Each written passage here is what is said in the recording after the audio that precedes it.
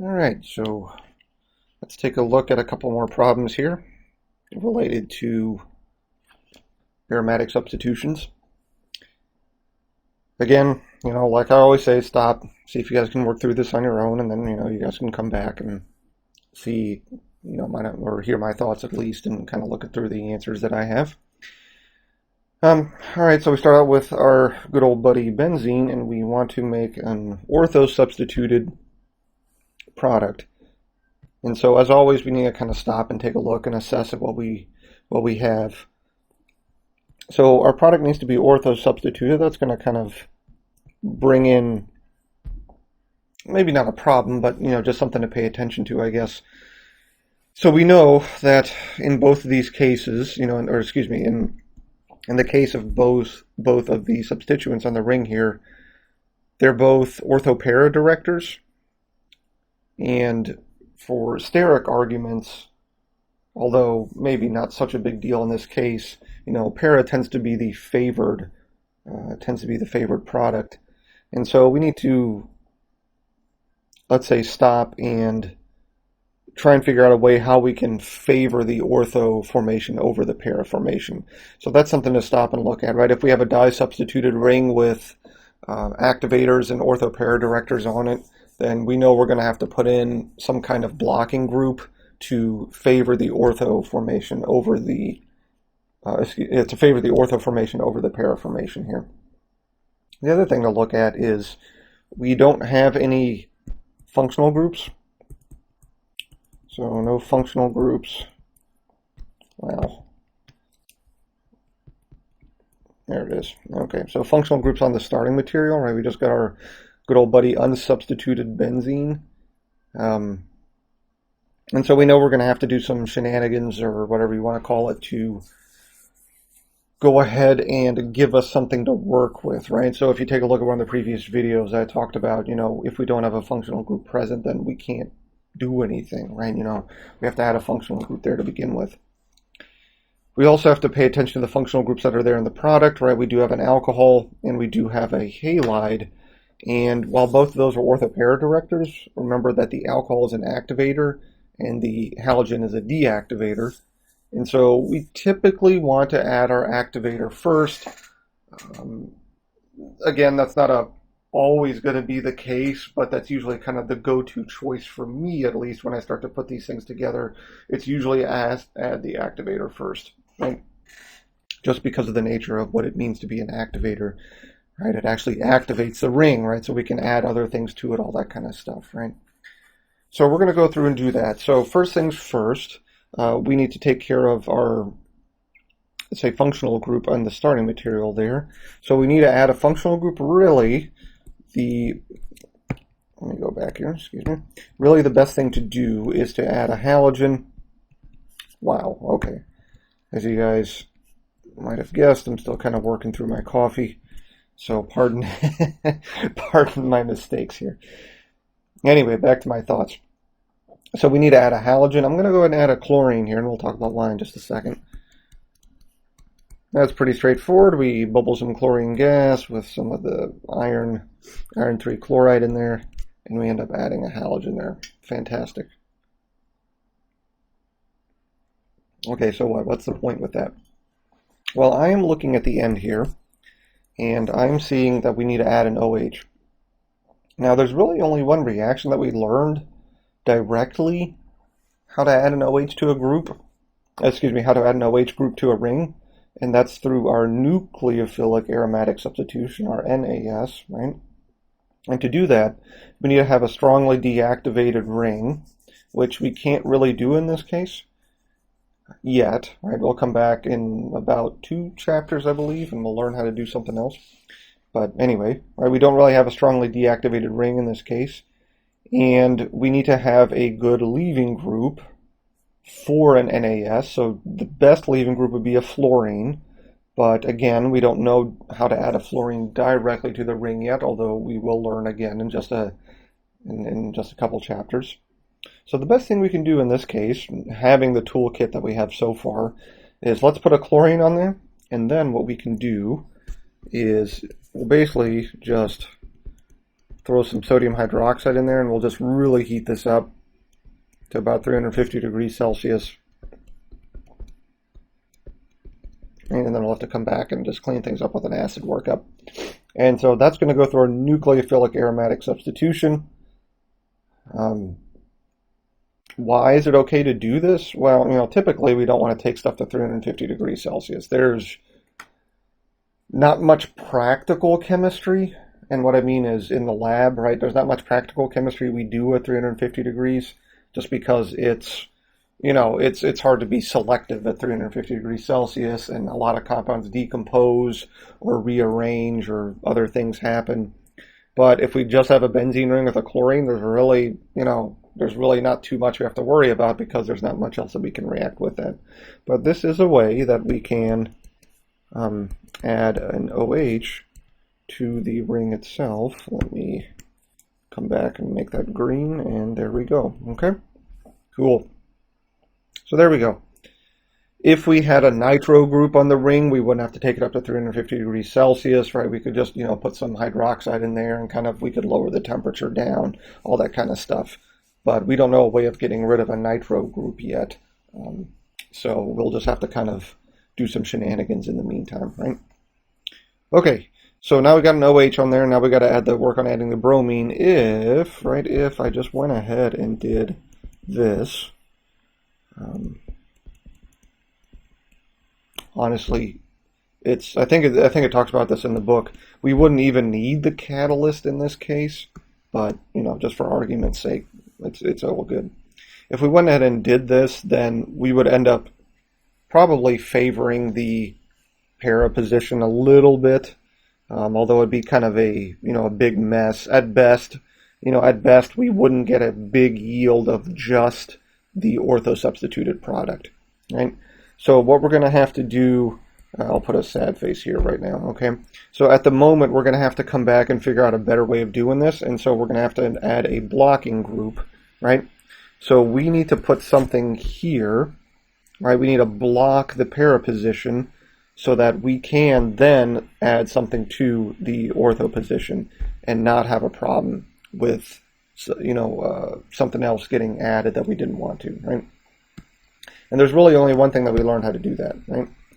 And so what we're going to do is add our fuming, right, sulfuric acid. Or the other way is sometimes you'll see it as SO3 over H2SO4, right?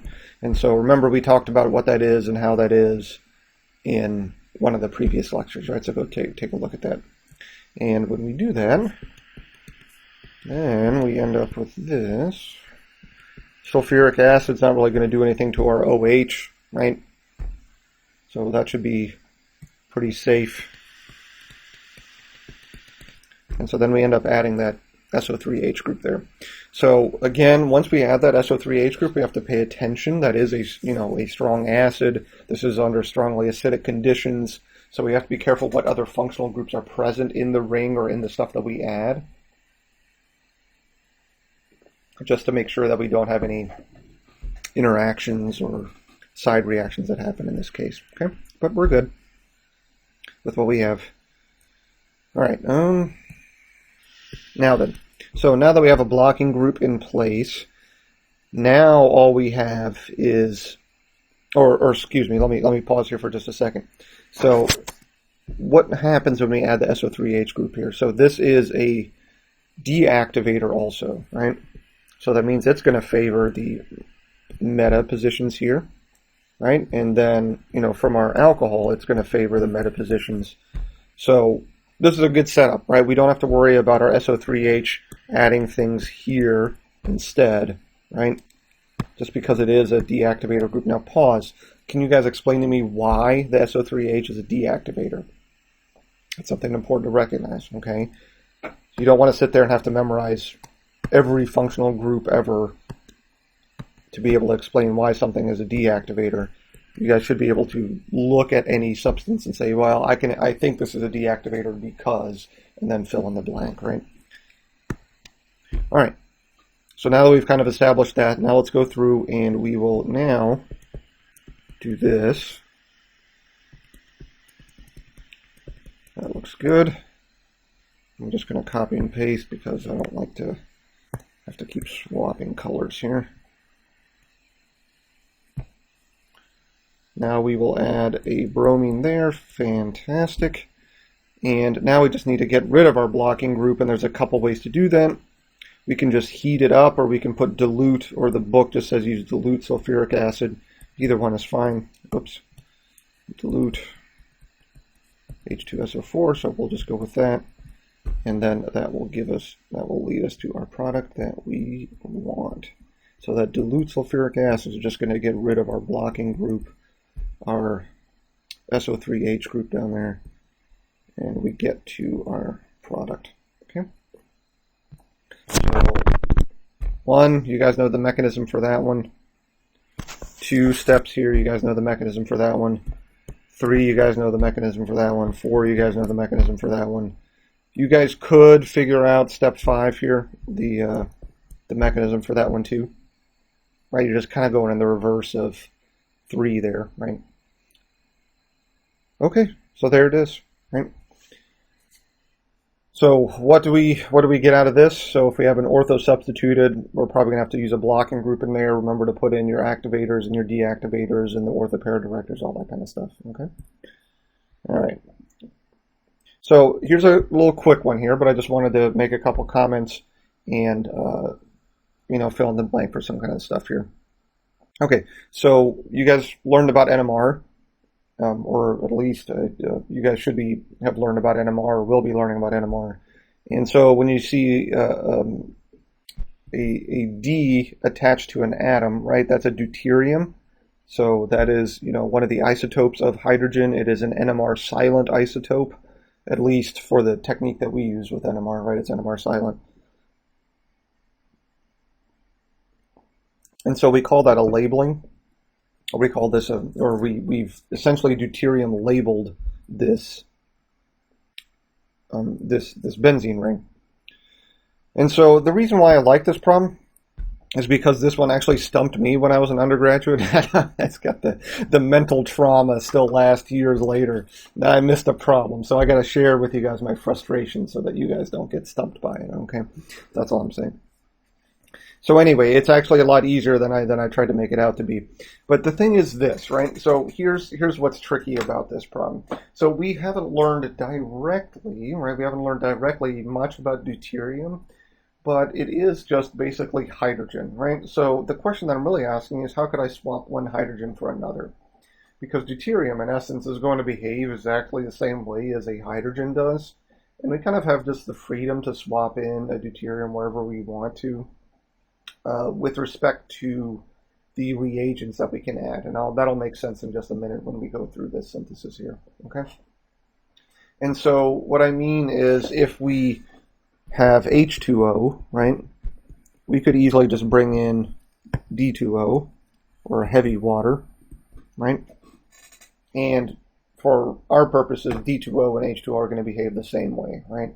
Now, there's physical chemistry arguments behind the scenes about what happens when you swap hydrogen for deuterium and vibrations and heavier and all this kind of stuff, but we don't really care about that too much, right? We just, for our purposes, if we can use H2O, we can use D2O, right?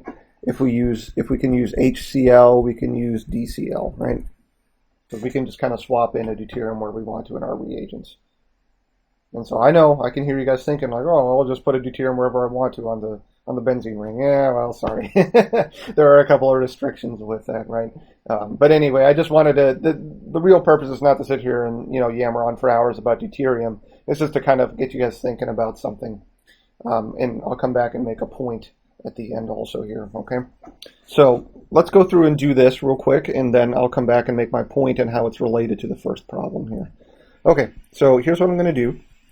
I'm going to take this, and since I'm feeling very chlorine today, I'm going to come back and I'm going to do my same reaction I did earlier. Okay. Why'd the chlorine add there? I just, that's what I wanted. Okay. Now what I'm going to do is I'm going to add in some magnesium. Well, I'm going to try if I can write a G properly. There it is. And so what am I doing here? Well, I'm trying to set up a Grignard. Okay, so let's Grignard this up here, and we've got some MgCl. Okay, great. So what do we know about Grignards? Well, we know two very important things.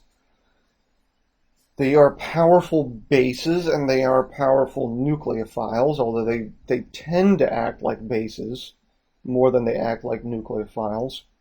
Although a good question would be why, right? Why would I say something like they tend to act like bases more than they act like nucleophiles? And the answer is a lot of reasons. So, and that'd be, if that doesn't make sense, or if we're still struggling with what the difference between a nucleophile and a base is, then let me know and contact me, and I can chat through it with you guys about that stuff. But we know that they are powerful bases and they're powerful nucleophiles. So let's work off of the idea that they are powerful bases. What does it mean to be a powerful base? Well, remember, if you're a powerful base, you have a strong localized negative charge, right?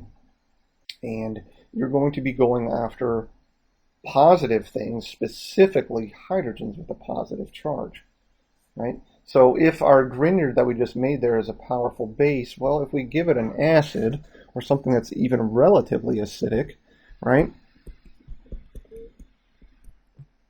Okay. Then what's going to happen is, well, as soon as you put a Grignard in the presence of water, it's going to act like a base, right? And it's going to pluck one of those hydrogens off of that water, and right, we end up basically neutralizing our Grignard. You guys catch that, right? So we just put some water in there. You could have put some deuterium chloride DCl in there also, but that would basically cause a fire to start in your lab, right? But that's okay, right? We're just doing chemistry on paper, and we don't have to worry about fires. So either one would be fine. So there it is, right? So what the two things to recall out of this, what is a Grignard and how can we make one? It's going to be useful for us in about a chapter or so also. And how can we use Grignards to do something useful for us? What did we do in this reaction? Essentially, we added a chlorine and we got rid of it. So we added a chlorine, or we could have done this with bromine also, or even iodine if we wanted to do that. Right? And then we got rid of it by replacing it back with a hydrogen. Or deuterium in this case, right? I used deuterium so that we could explicitly show it, right? Do you guys catch this? This is basically a blocking group, right? Because what did we do up here with our SO3H? Well, our SO3H was just there to kind of take up space, right? And then at the end here, right, we ended up putting a hydrogen in its place. Do you guys catch that? So that we ended up doing the same thing here. So we can use halogens to act as a blocking group. And halogens aren't acidic, right? They aren't acidic like the SO3H group is. However, their limitation is to really get rid of them, we have to turn it into a Grignard, and Grignards are powerful bases, okay? So in both cases, right, with the SO3H group and our halogen group, right, there are limitations to how we can use them and how we can get rid of them, okay? And we will learn again later on some better ways of doing this, but I just wanted to introduce that to you guys here now, right? So we can use a halogen as a kind of placeholder or blocking group, although to get rid of it, we kind of have to go through this Grignard, and Grignards have their restrictions with it also, okay? Cool. All right, so let us move on to the last one here, and this one's a little bit different. So I want you guys to make the product here with only these starting materials, okay? So we only have those starting materials. You have as much of those as you want, and whatever reagents you might need, okay? So whatever reagents you might need and those two starting materials there. Sound good? All right. So I'm going to grab a quick drink of coffee here while you guys are copying that down. Fantastic. All right. So let's get to this. Again, first thing is stop, think, look, right? So obviously, right, we've got our two benzene rings here. Those benzene rings are asymmetric, right? So we know that one of our benzene ring is a carbon, and so I'm going to go and assume that that comes from this carbon here. We also have an oxygen on there, okay, so, and we have an asymmetric ether, okay. So the asymmetric ether might be the most useful thing for us to kind of work off of here. If we know we have an asymmetric ether, we've got to go through a Williamson ether synthesis somewhere along the way, right? Do you guys catch that? So we know we have an asymmetric ether, so Williamson ether synthesis. So why is that so particularly useful for us? Well, to do a Williamson ether synthesis, you need a, right? You need a base, right? Something with an O minus typically, right?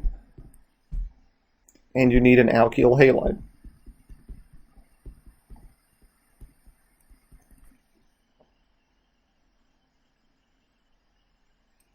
So some kind of RX, right?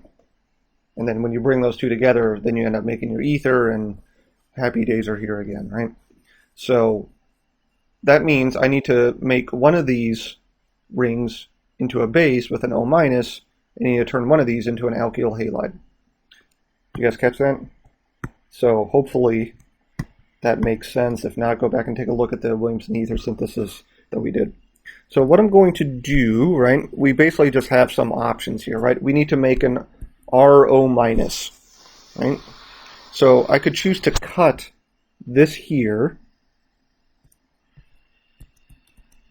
and that would leave me with that O minus, and then I would need an alkyl halide at the other end of that cut, like this.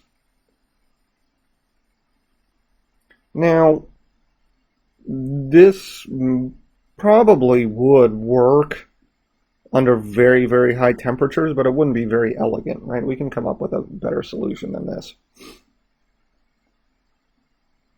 And as good practice, right?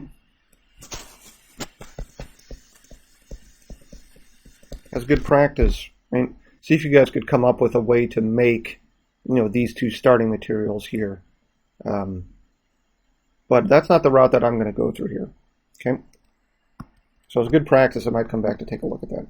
So what I'm going to do is instead, right? Let me just kind of clean things up here a bit. Instead of breaking here, what I'm going to do is break here instead. And so that would leave us to make this, right?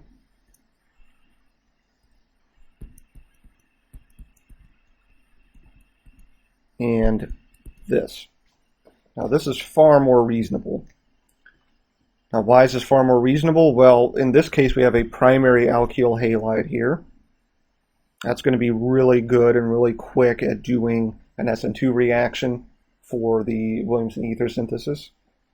And we have an O minus here, that is, right, we have an OH that's direct, or an O minus directly bound to the ring, right, so that's going to be a little bit of a softer base, right, because of the delocalization of that negative charge, all that kind of stuff. And we just learned how to make that O minus in one of the previous examples, right? It's almost, I promise, it's almost like I kind of think of this stuff ahead of time. Although sometimes, some days I wonder myself, but that's okay. All right, so this is our task, right? We need to make these two. We need to make these two compounds here.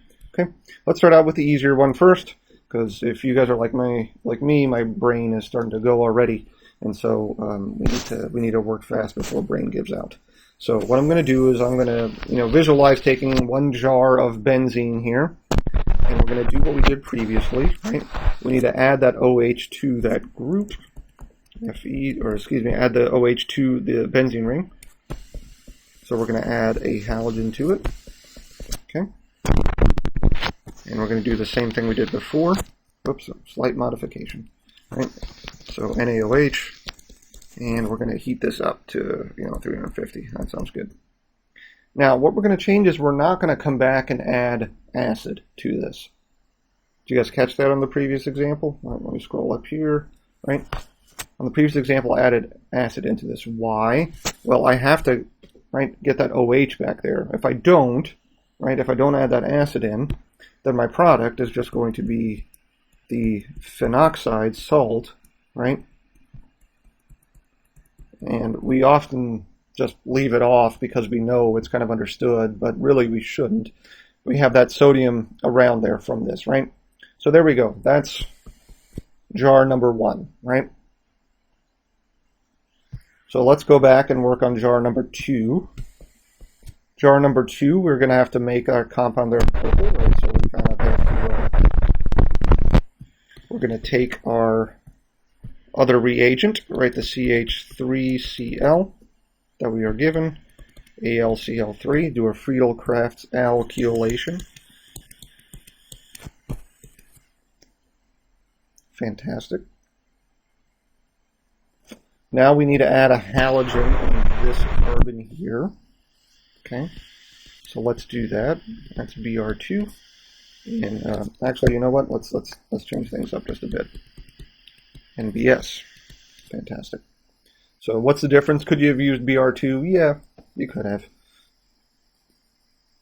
But NBS here is going to be our kind of our go-to choice in the lab of adding a halogen to that benzylic, right, to that benzylic carbon.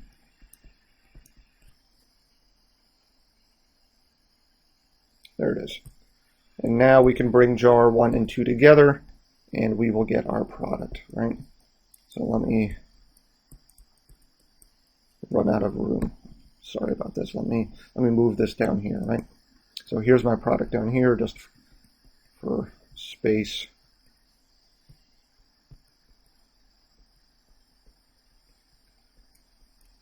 Cool. Not too bad, right? Kind of using the same trick we had before, adding an OH, or in this case an O- group to the ring, and then in one of the previous videos we talked about how we deal with alkyl chains, or some of the thoughts about how we deal with alkyl chains that are on the aromatic ring here. Alright, but there it is. So I think that's enough for this video here. Just a couple of important things and stuff to kind of keep in mind and, you know, digest and think about and marinate with as we go through these chapters. I'll probably have one more video for you guys if I can come up with another clever set of questions for you all. And so I will see you guys next time.